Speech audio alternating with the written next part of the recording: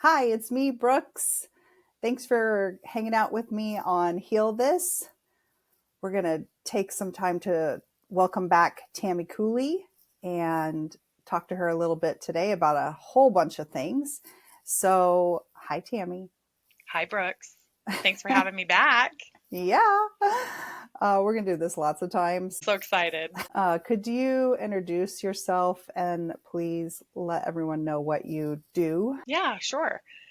So, I always find it really difficult to be like, this is who I am. But I'm Tammy Cooley. Currently am the Chief Operating Officer of Brain Advancement Center here in Cheyenne, Wyoming. We do cutting edge mental health and really excited about the practice. We utilize a lot of technology, Mhm. neurofeedback and sound healing. We do a lot of holistic stuff, which is really cool. Obviously, we do, traditional mental health stuff, but we incorporate a lot of different things to meet people's needs, kind of where they're at. So we can do things like life coaching and incorporate the technology to help people really reach their goals, which is really, really exciting. Yes. But that's not all of who I am, obviously. I'm here because you and we've been besties for, gosh, almost 20 years now. Can you believe that? No. Mm-mm. Um, I know. It's weird. That Um, just means that we're really old. I we're definitely getting up there, but I like who we are Yeah, today. I mean, definitely. you know, I Hmm. love who we are. I love like the evolution of who we've become and how we've grown together. It's been really cool. Yes. Um, but yeah, I am a person who firmly believes that we can heal ourselves. Bodies are amazing, brains are amazing, and we kind of take the time to get to know how it works. We can figure out a lot of things for ourselves. Obviously, we laugh and we talk about our families and our jobs and Hmm. kind of just silly things that happen to us throughout the day or our dreams or whatever, right? We talk about everything.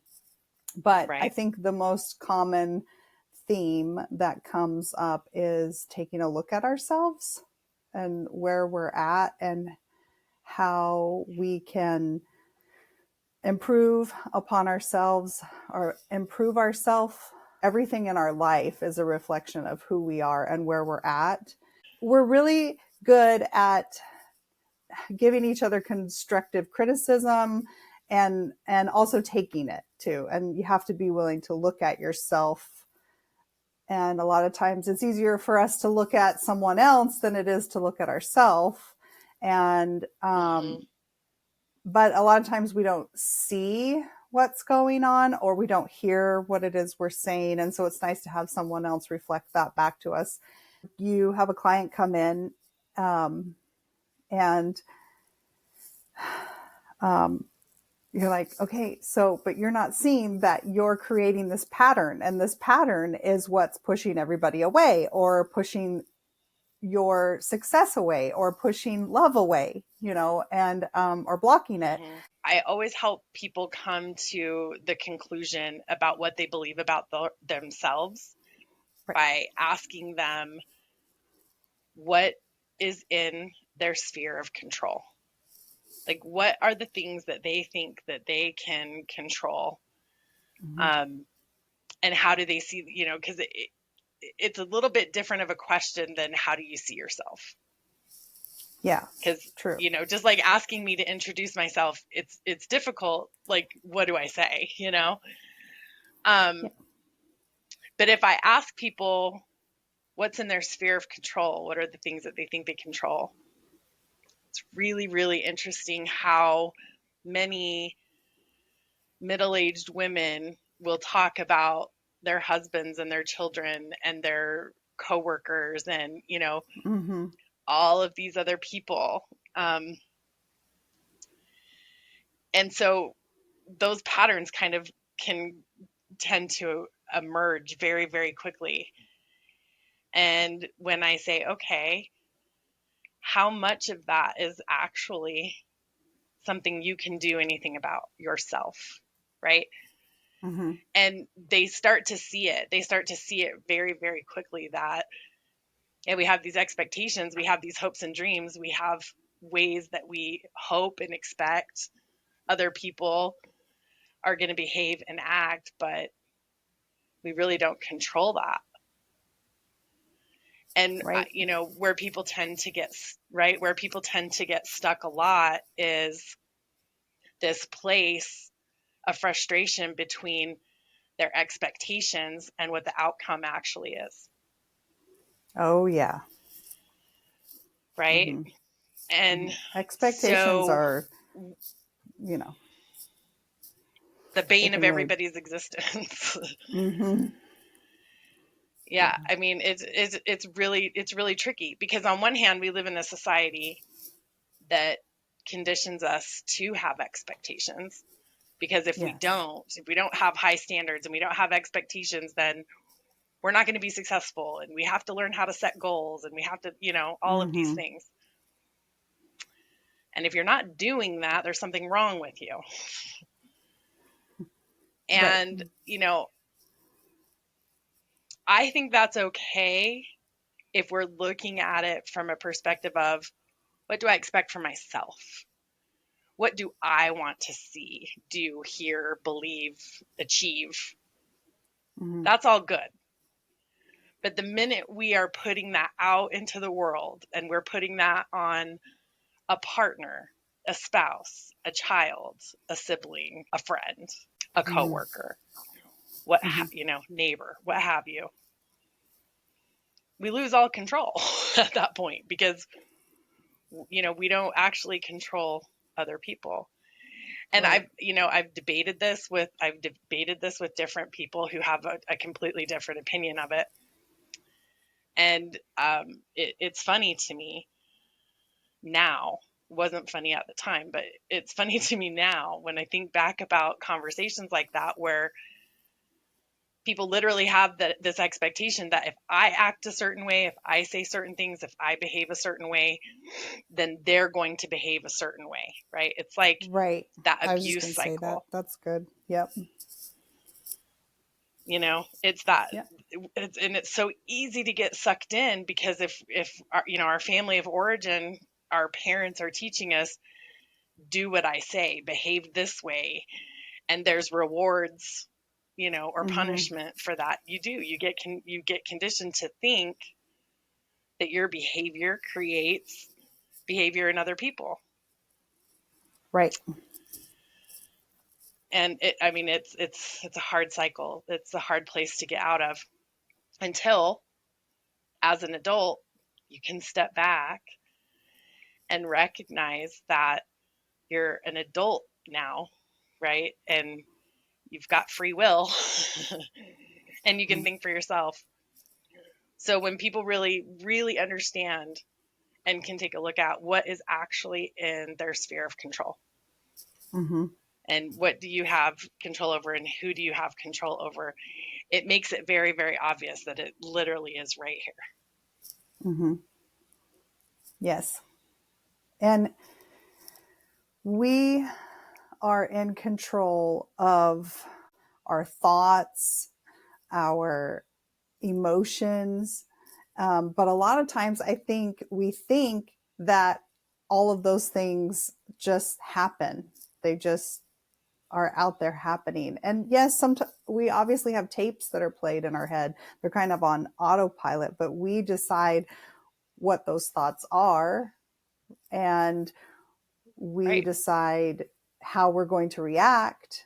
And a lot of times our reaction is because we've had this conditioning in ourselves, right? Of, okay, when I spill something, I freak out, right? That's what I do. And Right. kind of like that loop of response that's happening. And I've seen huge progression and results in myself. That's why I'm really excited to share it with everyone, by taking the pause and recognizing what my thoughts are. I think the very first time I really listened to what my thoughts were, they were a lot of, I can't, I can't do it.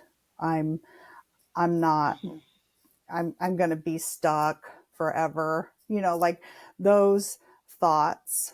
And Yeah. then, not too long ago, Or who am I to uh, think that I can do this? right, right, right. Yeah.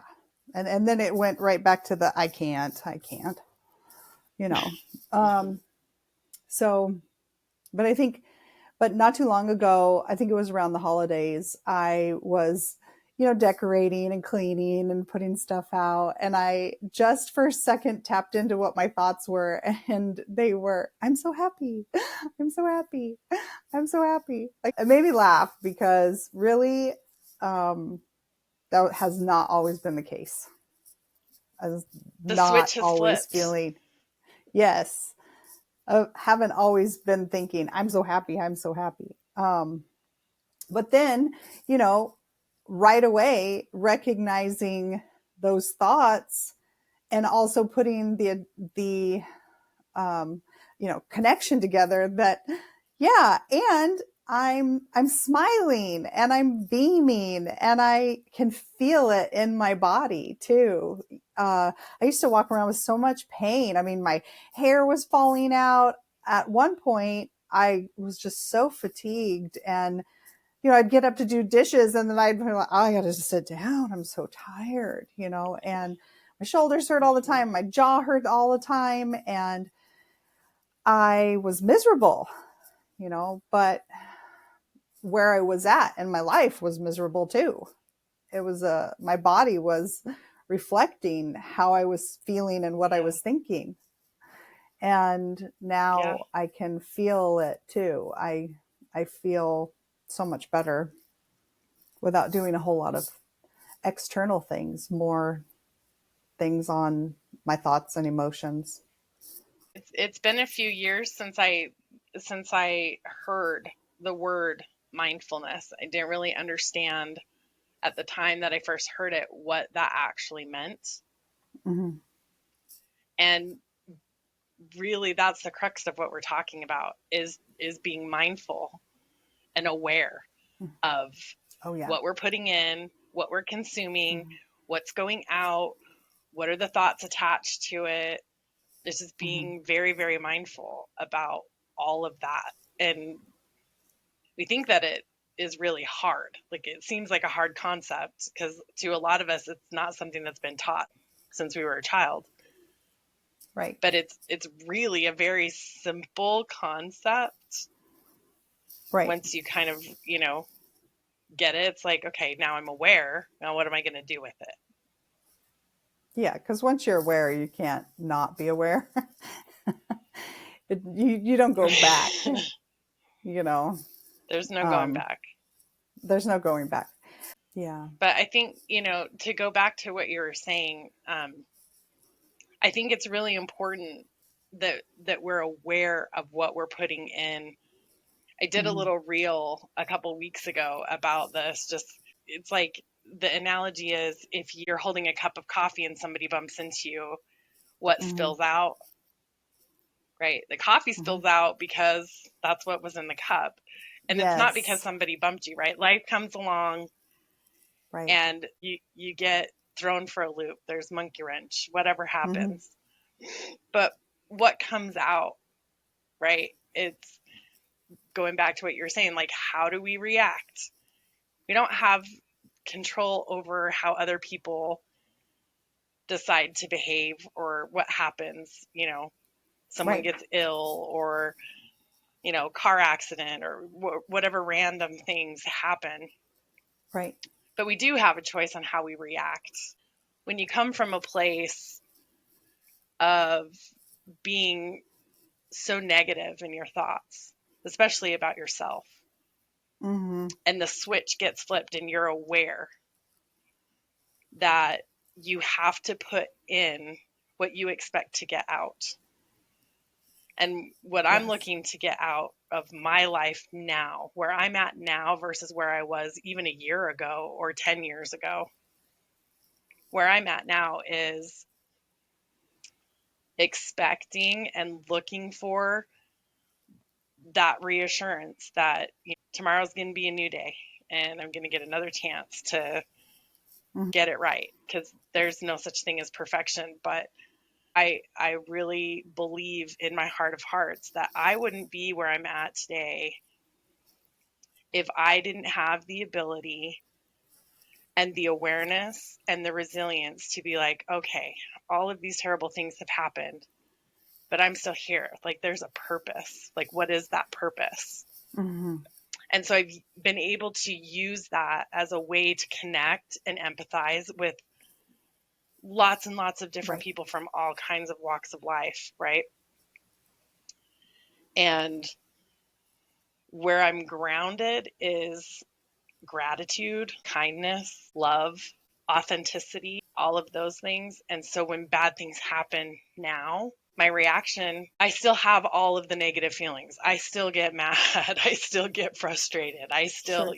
And I think the difference is now, though, I can feel those feelings. I can express those feelings, but I don't live there. That's not the thing that I put, right? It's like, yep, that happened. I'm really upset about it. Pissed me off, whatever happened. And now what's the opportunity? Where do I go from here? And how do I move forward? Yes. And it's because I don't have expectations around outcomes anymore. Yeah, you're making me think of a couple of different things. Okay.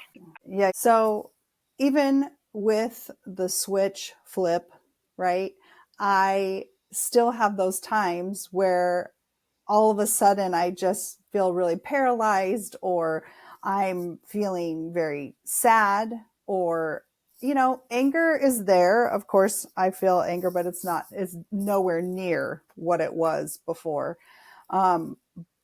But kind of my rule for myself is to feel it, let it come in, ask all the questions, right?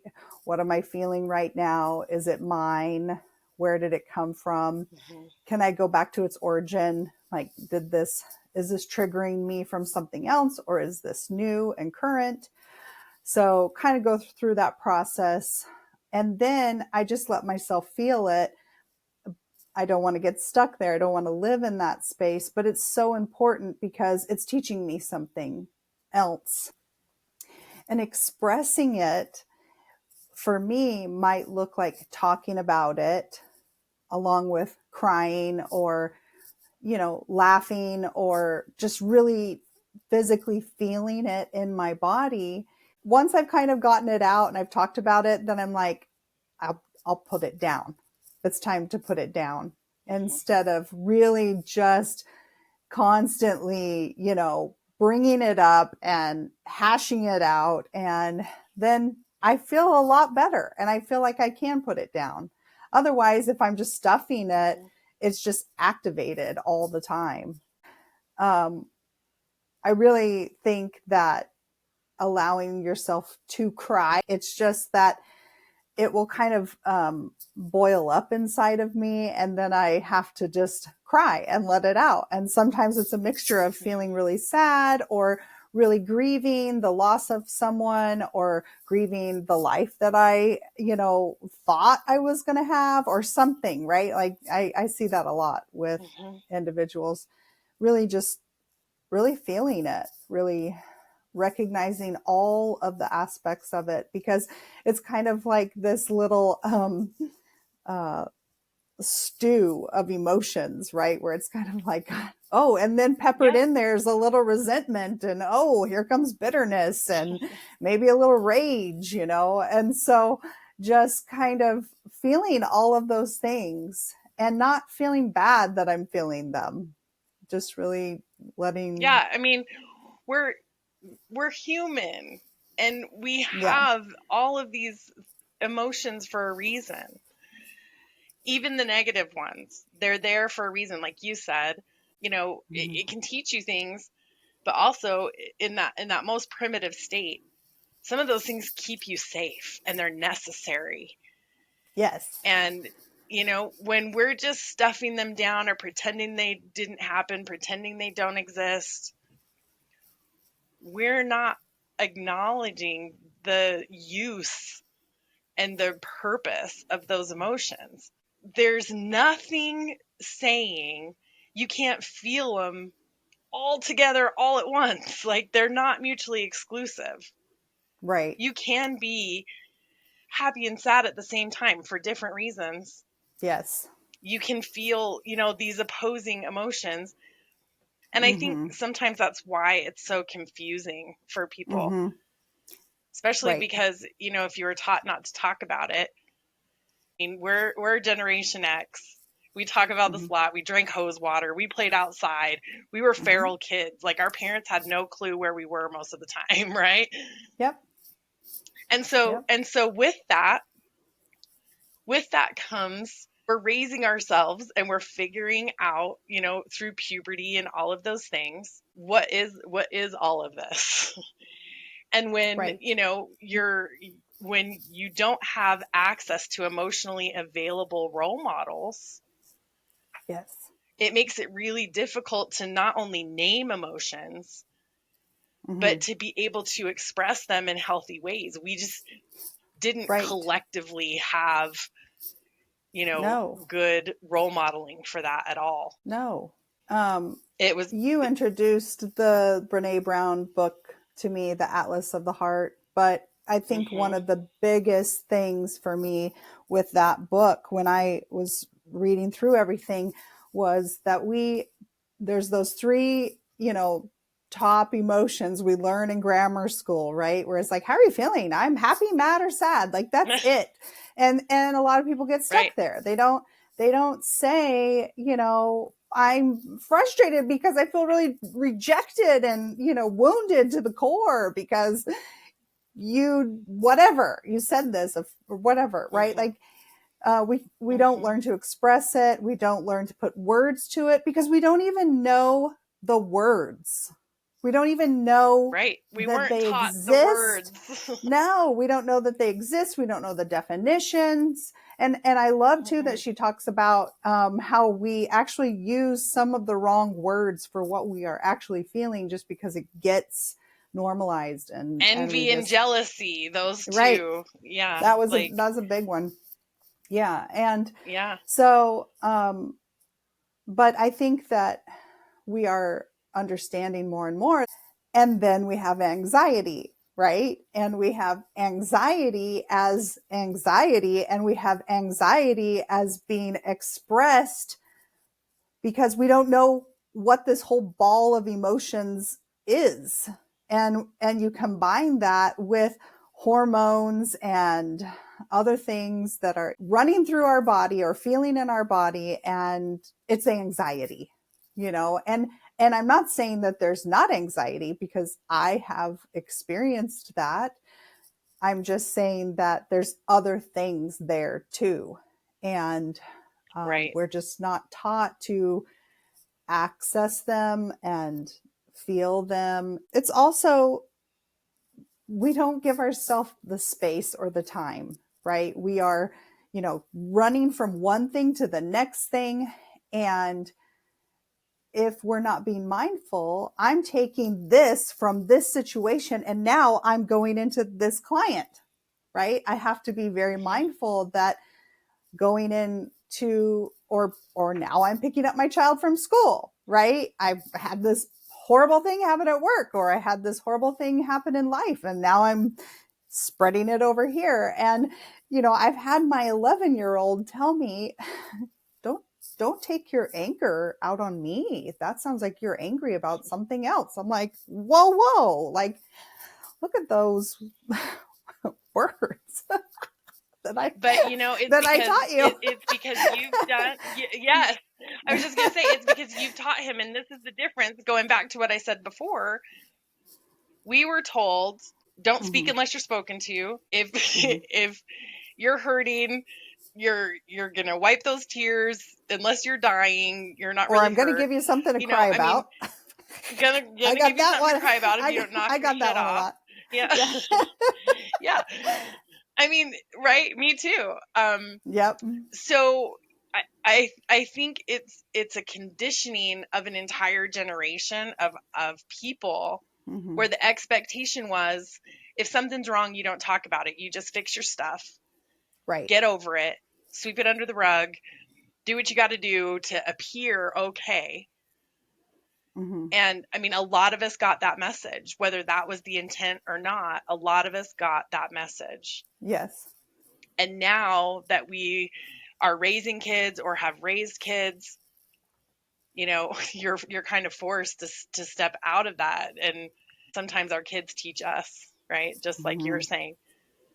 For sure. And it's right in your face, and you have a Mm-hmm. choice. You want to react the way, our parents or grandparents or aunts or uncles or whoever reacted to us, or do we want to do it different? Yes.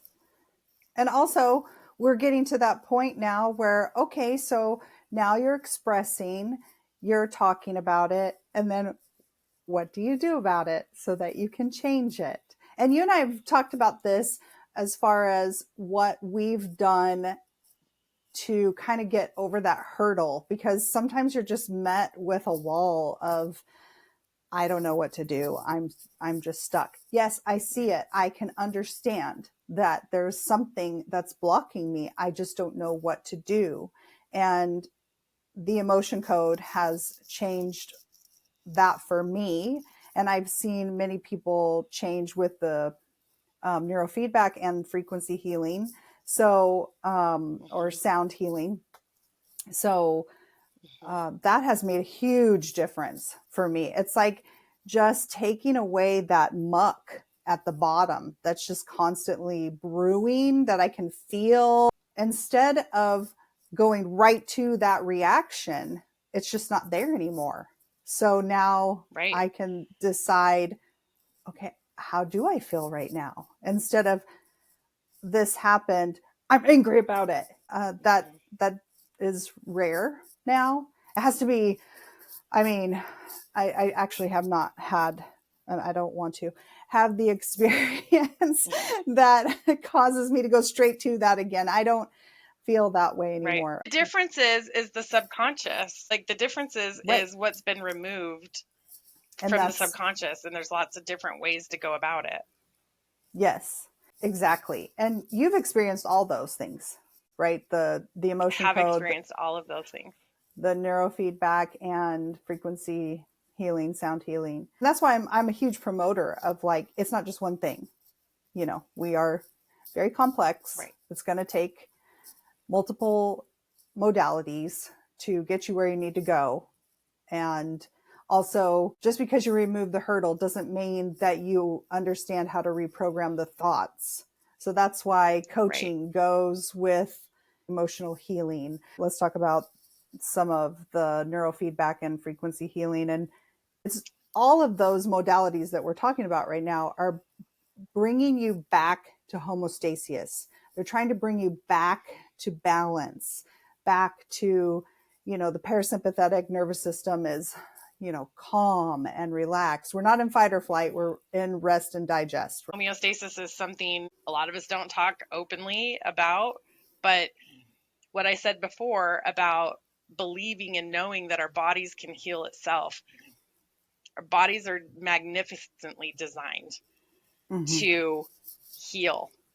And Like, whether ugh. that is emotional healing or spiritual healing or physical healing, our bodies can do So these things. we see them as separate, but they're all intricately entwined. And that, for me, that's how I think Source sees it. And we are not seeing it from that perspective. We are trying to break down these systems and, fix the liver and then we'll fix no, they're all together. Yeah. And it's the energy piece, right? And the frequency and all of the Mm-hmm. things that bring all of it together. And again, go back to a point that you said, I don't think that all people out there need all kinds of different modalities. I think that it depends on the complexity of the trauma and the things that they've been through and how open and receptive they are to healing themselves. Yes. Because if you're stuck in a mindset that you're going to go get a service, whether it be from a healthcare professional, a doctor, a nurse, practitioner, massage therapist, whatever, they're only going to be able to do so much if you're not receptive to wanting to heal yourself. Yes. And it's the same thing. It's the same thing with spirituality, mental health, because it's all tied together. And, we could sit here and go back and forth all day long about the scientific research and all of those things about the mind, body, soul connection. But what it boils down to in my mind is if people can't understand that they're in control and that they're empowered for their body to heal itself and for them to accept what others are trying to do to help them heal themselves, nothing's going to change. If they're not open to it, they think it's a bunch of woo-woo, voodoo, right, then it's not going to make any difference, right? Right. Yep. So for me, I can only speak for myself of the experiences that I've had. And I spent years and years and years in therapy as a young person because of a traumatic childhood and a traumatic past. It got me to a certain point of being able to function, but I still struggled with depression. I still struggled with anxiety. And the older I got, and especially after I had kids, those things got worse. Yes. Right. And then the other symptoms, the somatic symptoms, like you were talking about, pain, for me, it was weight gain. It was, a lot of different things that I was struggling with because I didn't know I didn't understand. I've spent years in therapy. I could say the words, Right. but I couldn't apply the things to myself. Right. And I was experiencing such extreme feelings that I didn't know how to process. And so, when you're sad and you're anxious at the same time and you're struggling with all of these different things, it's really easy to turn to food or substances or shopping or gambling or whatever it is that we do to try to soothe and numb ourselves, Feel better. to feel better. And I mean, one of my mantras is feeling good is the work. And part of the reason that I say that is because we all want to feel good, but we don't want to do the work sometimes that it's going to require to get to the place of feeling good, like actually feeling good and not just giving it lip service. Right.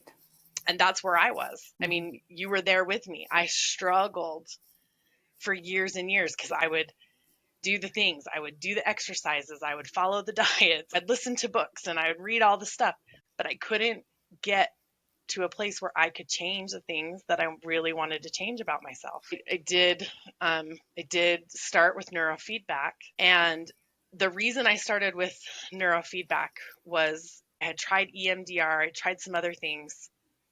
I didn't know it at the time, I know it now. But I had complex PTSD. When you're in this place of multiple traumas and multiple things, and you're trying to be a mother and a wife and a friend and a this and a that, and you're trying to build business and be everything that you can be. It was that's coming down on you. Yes, and just feeling like an imposter in every single thing. I had a full-blown panic attack that was really, really scary for me. And it happened in front of my entire family. And when I was mortified because my children saw, I didn't know how to protect them from that. And so that, that took me down the road of EMDR. Like I knew I needed something that wasn't talk therapy because that wasn't working. So I went and did EMDR. And that has been 14 years ago now. I haven't had a panic attack in 14 years. Wow. But I still suffered with anxiety. Yes. And a lot of people wouldn't know it. Because I do a lot of public facing stuff. I have to get out there. I have to talk to people. I have to, but it takes a lot. It took a lot for me to be able to do that. And I always still felt like I didn't do it well. So I did start with neurofeedback. And I think I had right around 10 sessions. It was between 6 and 10 sessions. And I didn't really think it was working because neurofeedback, the type of brain training that we do, is something very simple. You're looking at a screen, you're watching a video. I was watching Friends. Right. The technology does all of the work. It gives you all of the feedback on the screen. You don't even know that you're doing something, really. Right. And I was like, okay, I don't know if this is working, but I'm gonna trust the process. Kind of a thing. And I went to a really big event. I had to go by myself. And normally social events where I have to go by myself is something that will send me into a panic. Not a full-blown panic attack, but like just sweating and feeling awkward and I don't know what to do here. And it wasn't until I was driving home from this entire weekend of things that I had to do on my own. And I went, I was at the event. I was talking to people. I was mingling. It was just normal. Yeah, because I mean, it was just the first time in my life that I didn't have those feelings and I didn't recognize it, but it just wasn't there. It was like, it was just erased. Yeah, I remember. And I just came back and went, I can't believe I just did that. And I remember the feeling, just feeling so good, but then also feeling sad. And it still makes me a little emotional. And I think I said this to you. I'm like, wow, this is what it feels like. Like, I didn't know what it actually felt like, because when you're masking and when you're just going through the motions, it's not the same thing as actually not having to worry about what it is you're saying or doing. Right. And I felt like I was in the right place at the right time for the right reasons. I was in my late 40s when that happened to me. Yeah, it's crazy. Well, it was life-changing. I want to go back because I think a lot of people can relate to this. When you have anxiety or that social anxiety or feeling all of it, right? When you're out, it's taking up so much brain space just to function. You're very aware that you're feeling all of it. It's taking up so much emotions and brain space. It takes up every bit of space. And along with having all those feelings, there's all those thoughts like, did I just say something really stupid? Are they looking at me? And are they talking about me? Are they, it's like there's all those things that are going through your head, and then those are producing all of that other stuff going on in your body. And so to not have that there and to truly enjoy each moment, you're not being robbed of the moment because you're preoccupied with the anxiety. So that's gone. And now you're interacting, you're laughing, you're having a good time, you're feeling it, you're in the moment. It's happening. And I always tell my clients, when you're in pain, like you feel it. My hip hurts. It's taking up everything I have to get up and down and move around and all that kind of stuff. But when it feels better, it kind of just sneaks in. And then you have that moment where you're like, I'm kind of feeling better, And it was like that for you. Because I remember, yeah, what's going on? And I remember you expressing that. And then I do remember you saying about the sad part and how I don't know if you just said this or not, but it's like all that time that I was spending exhausting myself on the anxiety was missing out on all of this happiness and joy and making that connection But of I couldn't help understanding. it. No, I know, but like going Yeah. back and feeling that too, like, oh, Yeah. I get it now why people are like, just be I do. happy. And Yeah. before you were like, be happy about what? Like, why are you even saying that? I can't. I But can't be happy. it's it's like telling someone bound to a wheelchair to get up and walk. They want Right. to. They want Right. nothing more than to get up and walk. I wanted nothing more than to be able to be in the moment and not care what other people were thinking or feeling or whatever. But I couldn't. Right. I didn't know how. I didn't have the ability. And it's because there's wires that are crossed in your brain when you're anxious. Mm-hmm. When you're in fight or flight, there's things that your brain does to try and protect you. Right.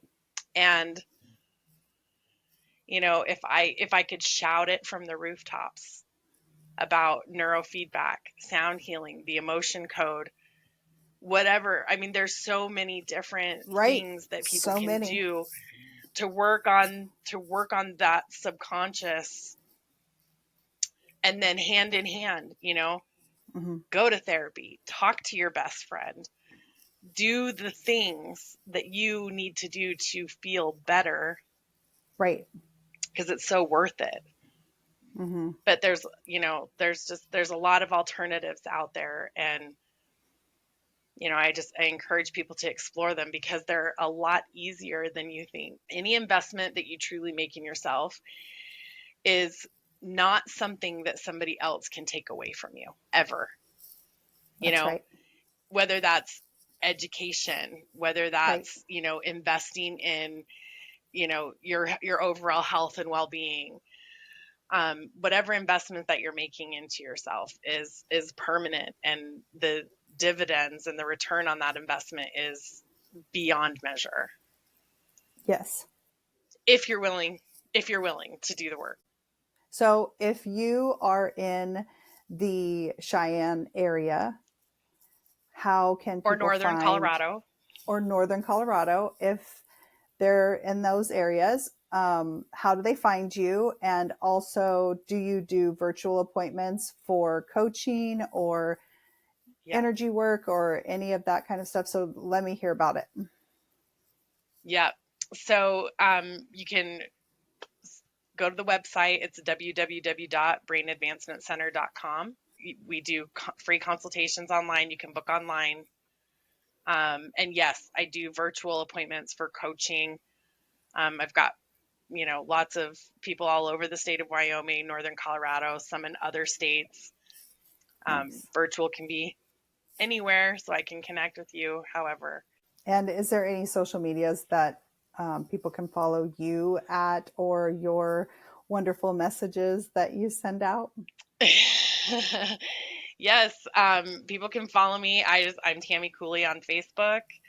Skiesmyvibe is my Instagram.